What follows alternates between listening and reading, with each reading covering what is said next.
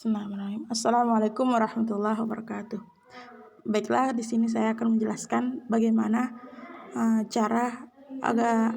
bagaimana cara menghentikan penyebaran virus corona.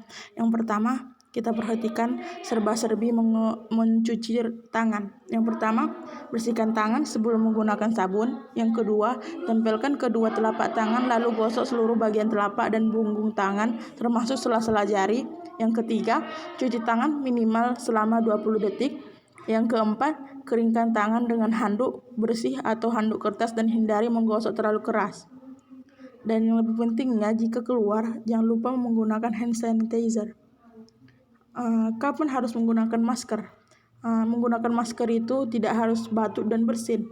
Yang pertama, jika tidak memakai masker, kita bisa menggunakan atau mencuci tangan secara teratur.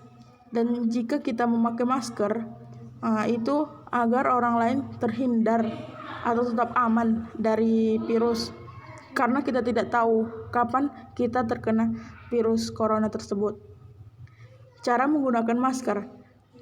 Yang pertama, tutup mulut dan hidung Anda. Pastikan tidak ada celah antara wajah dan masker. Yang kedua, hindari menyentuh masker. Jika menyentuhnya, bersihkan tangan dengan hand sanitizer berbahan dasar alkohol atau sabun dan air. Yang ketiga, segera ganti masker dengan yang baru setelah terasa lembab. Jangan gunakan kembali masker sekali pakai. Sebelum menggunakan masker, ada baiknya kita membersihkan tangan dengan hand sanitizer yang berbahan dasar alkohol atau sabun dan air. Untuk pembuangan maskernya, yang pertama lepas masker dari belakang menggunakan talinya, jangan sentuh bagian depan masker karena yang lebih dominan virus diutama itu di depan masker. Yang kedua, segera buang masker di tempat sampah yang tertutup.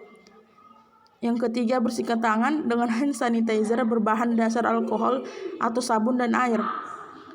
Adapun 7 langkah mencegah penyebaran COVID-19 adalah: yang pertama, cuci tangan Anda sesering mungkin saat mau masuk rumah. Yang kedua, hindari menyentuh mata, hidung, dan mulut Anda. Yang ketiga, tutup mulut ketika batuk menggunakan siku atau tisu. Yang keempat, hindari tempat yang ramai dan kontak dekat dengan siapapun yang mengalami demam atau batuk. Yang kelima, tetaplah di rumah Anda agar jika Anda merasa tidak sehat. Yang keenam, jika Anda menderita demam, batuk, dan sulit bernapas, segera melaporkan ke medis atau memeriksakan ke medis. Yang ketujuh, dapatkan informasi yang lebih update di sumber terpercaya. Yang kemudian, prosedur karantina diri selama COVID-19. Yang pertama, tetaplah di rumah. Yang kedua, cuci tangan sesering mungkin. Yang ketiga, periksa suhu Anda. Yang keempat, tetaplah di ruang khusus.